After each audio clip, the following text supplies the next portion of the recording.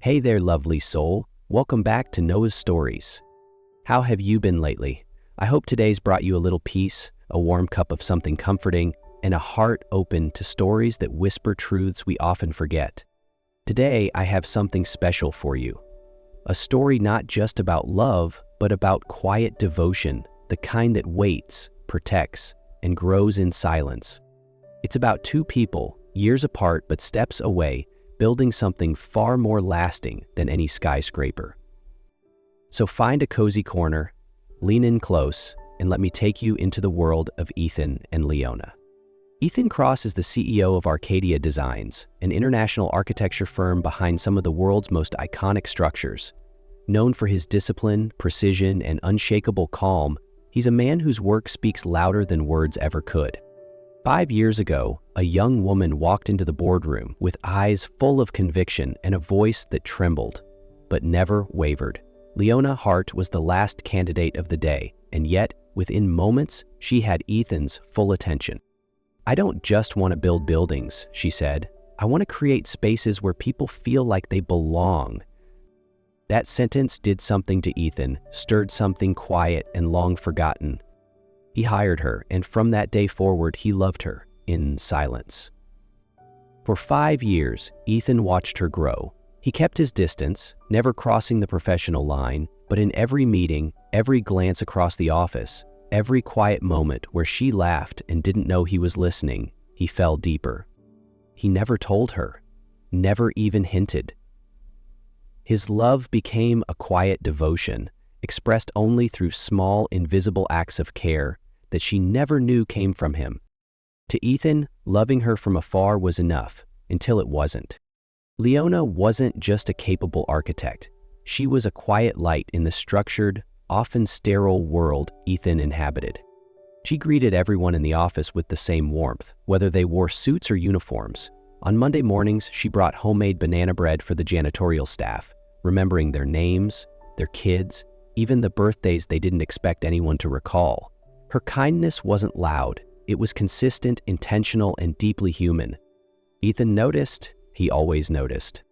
He watched her comfort anxious interns, challenge senior executives without raising her voice, and defend community-first design proposals with passion that made people listen. While others focused on returns and metrics, Leona spoke about impact, how a space could uplift lives, how architecture could be about belonging, not just building.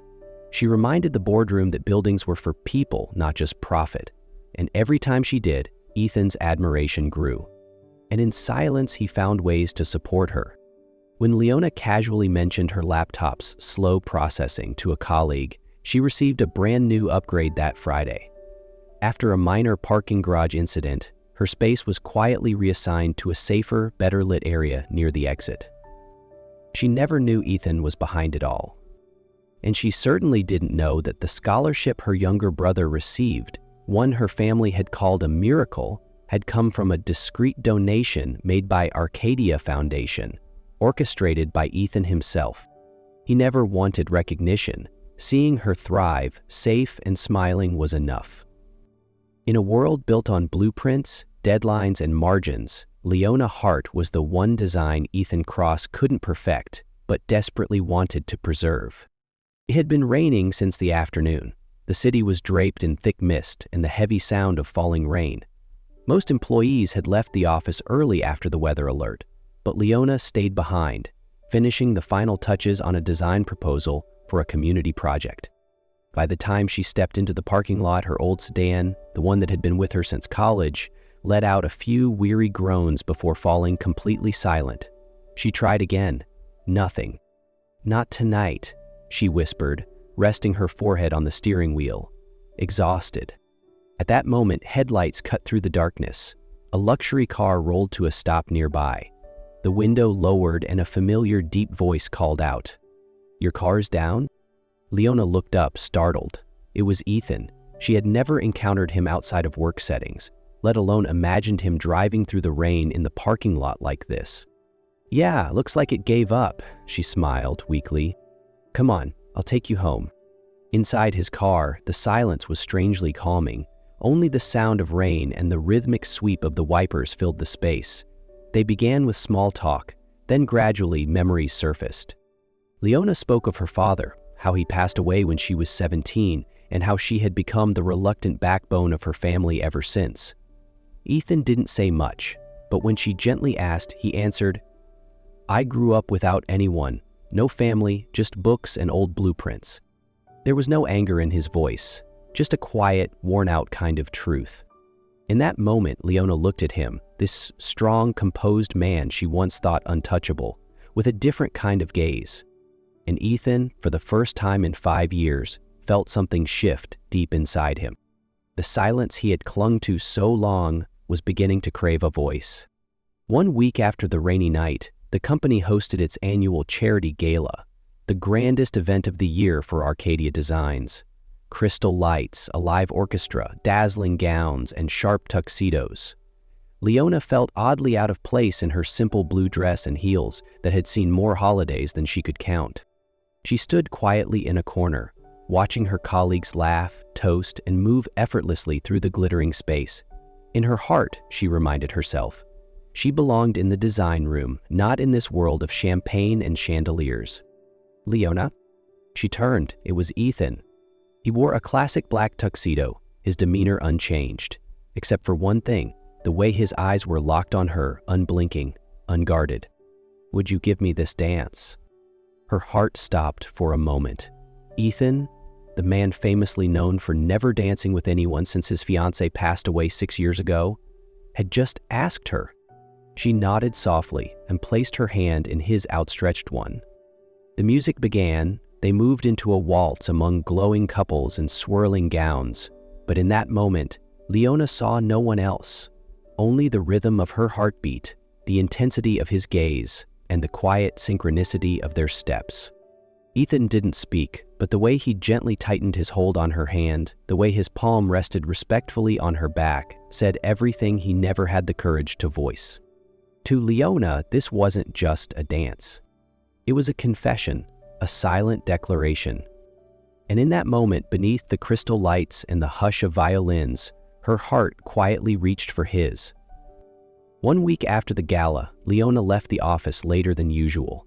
A meeting with clients had run long, and she decided to walk home. It wasn't far, and the streets were quiet at night. Until she turned onto the familiar alley near her building, and everything changed. 3 young men, clearly drunk, emerged from the shadows, laughing and throwing out crude remarks. She tried to walk faster, ignoring them, but one of them grabbed her wrist. "Hey, where you headed in such a rush, pretty girl?" Leona pulled back, her voice steady. "Let go." They laughed louder. Another moved closer, his breath thick with alcohol. And then, a deep voice rang out from behind them. "Let her go, now." Leona turned. It was Ethan. He stepped out of the darkness as if summoned by her fear. No tie, sleeves rolled, eyes cold as steel. "Who the hell are you?" one of them growled. The answer came in the form of a punch. In a blur of motion, Ethan took down all 3. One strike to the gut, one clean hit to the jaw, one spin that sent the guy with the knife sprawling, weapon clattering to the ground. By the time it ended, Leona stood frozen. Ethan stood breathless, his hand bleeding. "Your heart," she whispered. "I'm fine," he said. She brought him to her small apartment, still shaking. She rummaged for the first aid kit, and under the warm light of her kitchen she tended to him, cleaning the blood, wrapping each finger with care. "Where'd you learn to fight like that?" she asked, hands trembling. Ethan gave a soft chuckle, voice rough. "Old story. I learned to defend myself, back when no one else would." Leona looked up. Their eyes met, for the first time without barriers. "For you," Ethan said slowly, "I'd do it all over again, even if I had to fight all night." He paused, a small smile tugging at the corner of his lips. "I'd still choose to charge in." Without hesitation. Leona didn't answer. She just took his bandaged hand and held it tightly in hers. That night didn't just mark the end of danger. It marked the beginning of something neither of them could name, but both could feel. Every glance after, every shared silence carried a new weight. At work, they still kept a professional distance, but the way they looked at each other was no longer unconscious. Sometimes even the slightest accidental touch left them both in a long, lingering silence. One quiet Saturday afternoon, Leona was asked by Ethan's assistant to deliver a folder to him. She was surprised to see the address, a small, tucked-away church in the older part of town. When she entered, the church was empty, only flickering candlelight and a familiar voice echoing in the stillness. Leona paused, hiding behind a wall near the main altar. "Give me the courage to love her the right way," Ethan's voice prayed. He was kneeling, clutching what looked like an old necklace in his hands. "Please, don't let me hurt her. I've already ruined too many things in my life, but with her, I just want to get it right." Leona covered her mouth, her heart pounding. This was the man the world saw as untouchable, yet in this moment, he was so fragile, so real, she could hardly breathe. She left quietly, placing the documents at the door without a word. But in her heart, she knew. She wouldn't wait any longer. This year, Ethan didn't plan a birthday party. He wanted a quiet evening at home, away from lights, from polite greetings, and from questions he wasn't ready to answer. When he opened the door to his apartment, everything was still and calm, as usual. But the moment he stepped into his bedroom, he froze.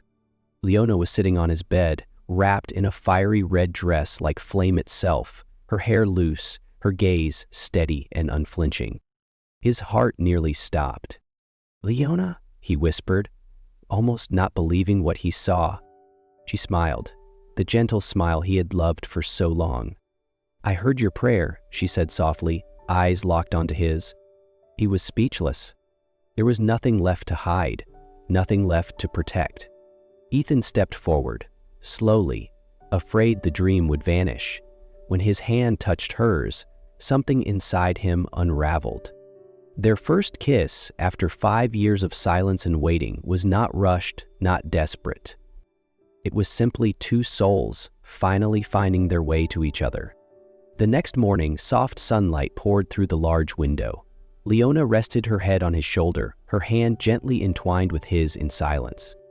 Neither of them spoke, there was no need.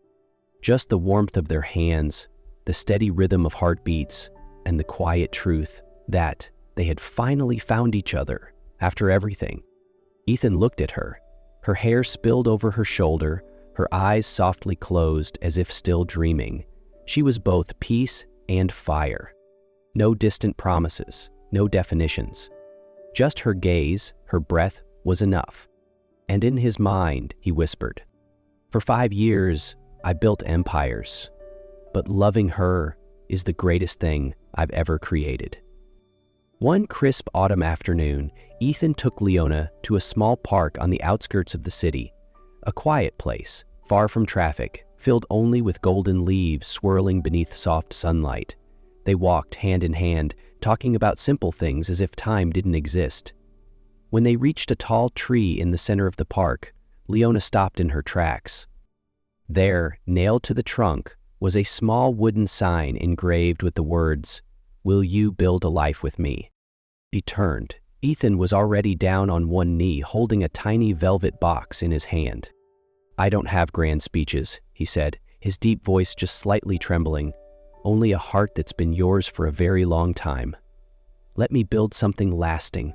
Not a tower, not a company, but a life. With you."